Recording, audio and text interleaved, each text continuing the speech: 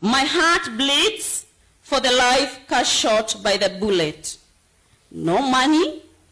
Our leaders, listen here. No money, no compensation will bring my daughter back. In a quiet village buried in grief, the funeral of 12-year-old Bridget Njoki turned into more than just a solemn send-off. It became a loud cry for justice, it became political, and it became a moment of reckoning for a government accused of shedding innocent blood. Ubara Kings and Queens Academy is greatly hit after their beloved deputy head teacher lost her daughter. Fare thee well, Bridget. Call for peace. Ubara Kings and Queens Academy stand in the front line pleading for peace in the country. Evidently, children have also been greatly affected by the protests. We are innocent. Don't kill us. Who will protect the nation when you grow old without the Gen Zs and Alpha? Bridget, a bright student with dreams too big for the four corners of her parents' living room, died in the most heartbreaking of ways. She wasn't out protesting, she wasn't rioting, she was watching television at her parents' home when a stray bullet tore through the walls and ended her life.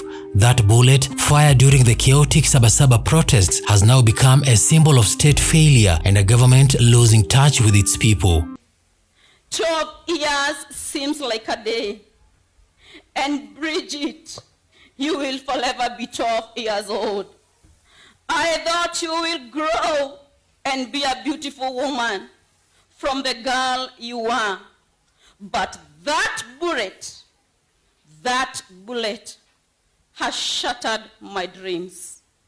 The doctor you'd have become, the accountant you'd have become, will never be a reality. Because you will forever be 12 years old. Her funeral was a deeply emotional ceremony. Tears flowed freely, not just from her parents and relatives, but also from schoolmates, friends and villagers who gathered to say goodbye to a girl whose only mistake was being in the wrong place at the wrong time. Uniformed students from her school lined up with flowers and tributes. Teachers spoke of her as brilliant and disciplined. Her mother collapsed more than once. Her father stood speechless, hollowed by grief. I wish you could have stayed with us, but heaven needed you. You left us with memories, and we love you dearly still. No matter how much time goes by, you know we always will. You were a special person with kindness in your heart, and the love we had together grows stronger now that we are apart. I know I can't bring you back, although we wish it every day, but a piece of us went with you the day you went away. We let you rest today, knowing that even... But it wasn't just mourning that defined the day. It was the mood of defiance. The anger was raw, directed squarely at the government that many feel has failed its people. And when a UDA member of parliament rose to speak on behalf of President William Ruto, the same president under whose watch the bullet was fired, the crowd was having none of it. The booing started even before the MP could begin. Cries of "We don't want you" and "No politics here" filled the air. The chaos forced the MP to sit down in shame, rejected by a grieving community that saw the presence of a Ruto emissary as an insult. The president's name had already sparked outrage earlier in the program. His silence on Njoki's death had not gone unnoticed. His recent hardline stance on protests, including shoot to maim directive, had only fueled the fire, and in the village, still raw with pain, his name was simply not welcome. The affection we received from you is now gone. Now our family chain is broken. It will never be complete. Just because of that bullet. You are too innocent, Bridget, to even understand about the demonstrations at home. We thought we were safe, but the bullet got its way. Now, the bullet didn't just come. Listen here. Now, the bullet did just come. Someone pulled the trigger. And Bridget, you are gone. Other leaders were in attendance, and they were not silent. Former Vice President Kalonzo Musyoka, Jubilee Secretary General Jeremiah Kioni, Eugene Wamalwa and Gathoni Wamuchomba all stood in solidarity with the grieving family. Each arrival was met with quiet nods and subdued applause, a clear contrast of the warm reception received by one man in particular. Kiangalia mapenzi ya familia ambayo mapenzi yao ilikuwa wasikuwe na hotuba za kisiasa. Na viongozi wetu, His Excellency Kalonzo Musyoka, tuko naye Honorable Wamalwa Eugene, tuko naye Honorable Fred Matiangi, tuko naye. When Fred Matiangi, the former powerful cabinet secretary and now a presidential hopeful, was introduced, the mood shifted, the crowd erupted, his name echoed across the tents, people stood, clapped, some even chanted. The excitement was unmistakable. For a few seconds, the heaviness lifted. It was a moment that made headlines, showing just how much the ground beneath the political landscape is shifting.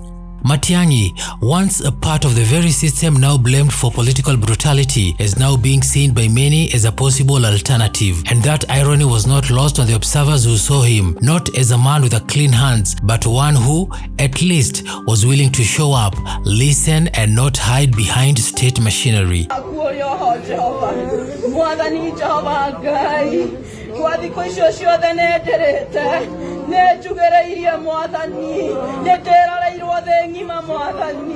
But Father, in the mighty name of Jesus, as we close down this. Throughout the burial, what echoed louder than the eulogies was a demand for justice. There was no police officers present, perhaps deliberately, for fear of provoking an already tense crowd. People whispered about how many others like Njoki had died silently, how many other bullets had shattered dreams behind closed doors, how this burial could be the beginning of something bigger. What should have been a quiet farewell turned into a loud political statement. Njoki may be gone, but her death is now part of a growing list of state-linked tragedies haunting this administration. Her coffin, lowered into the ground with trembling hands and teary eyes, carried more than just a body. It carried the weight of frustration, the voice of a generation saying enough is enough. We will live with a life full of maybes, of what could have become. I'll see your age mates and always wonder what you could be. My heart bleeds for the life cut short by the bullet. No money. Our leaders listen here. No money, no compensation will bring my daughter back. I have left everything to Almighty God. Whoever pulled that trigger, listen again. I know our men in uniform are here. As you receive orders from your big bosses there, listen. Whoever pulled that trigger, I may never know them, but God is full of justice. God is full of justice. Do I say bye-bye, my daughter? As the final prayer were read and the casket covered with soil, someone in the crowd raised a placard that read, "Justice for Njoki." A second followed, "Ruto must answer." Then a third, "Our blood is not your message." No one tried to stop them, not even the local clergy who had earlier asked for peace and calm, because in that moment, those messages felt more sacred than any prayer could. Njoki may have died silently in her living room, but her send-off was anything but silent. It was loud, it was painful, and it was political. Her story has now joined a rising chorus calling for accountability, whether those in power will listen or continue to send emissaries who are booed off stage is a question only time will answer. I'll never stand on that pulpit together with my daughter, but I would like to listen to her voice for the last time. Nako kegea hwaini, nago kegea roshini, osho ogetweka muthenya ungi wa gatatu. Nigega yakiuga atiri, nikogea imuri mutamburuko-ini ucio wa matu mairu ma iguru cia kwamurania muthenya na utuku, nacio itweke imenyithia cia maundu na cia mahinda na cia matuko na miaka, ningĩ ituĩke imũrĩ mũtambũrũko-inĩ ũcio wa matu mairũ ma igũrũ cia gũtũmaga thĩ ĩgĩe na ũtheri. Ũgĩgĩtuĩka o ũguo, Ngai agĩkĩũmba imũrĩ iria igĩrĩ nene, kĩmũrĩ